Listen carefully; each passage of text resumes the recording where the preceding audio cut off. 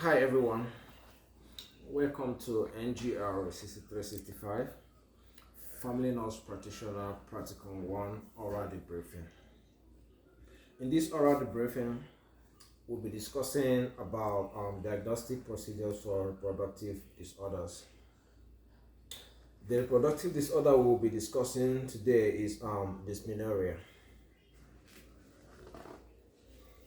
So in this case, the selection of diagnostic procedure for the 22-year-old patient with dysmenorrhea is based on clinical presentation and differential diagnosis. The first step is a pelvic ultrasound, as it is non-invasive, readily available, and effective in identifying structural abnormalities such as fibroids, adenomyosis, ovarian cyst. While it may have limitations, such as failing to distinguish between benign and malignant lesion early on, its diagnostic value makes it necessary initial step. Should the ultrasound scan fail to give any conclusion result, the next recommended procedure is the MRI scan. Enhanced sensitivity of this imaging modality is proven, especially in differentiated diagnosis of endometriosis, which is included in the main list of differential diagnosis for this patient. While it is costlier and time-consuming, MRI results in high-quality images, which are essential in identifying slow-changing pathology which cannot be seen on ultrasound.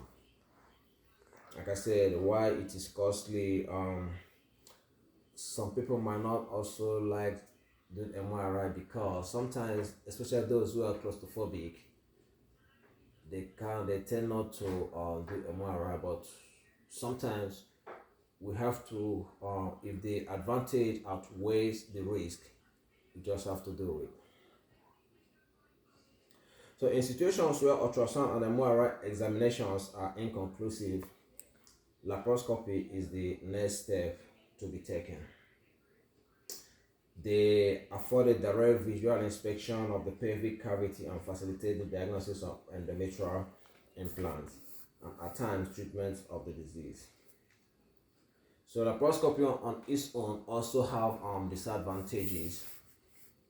So possible dangers like infection and tissue damage are more than compensated by the ability to make a definitive diagnosis through laparoscopy.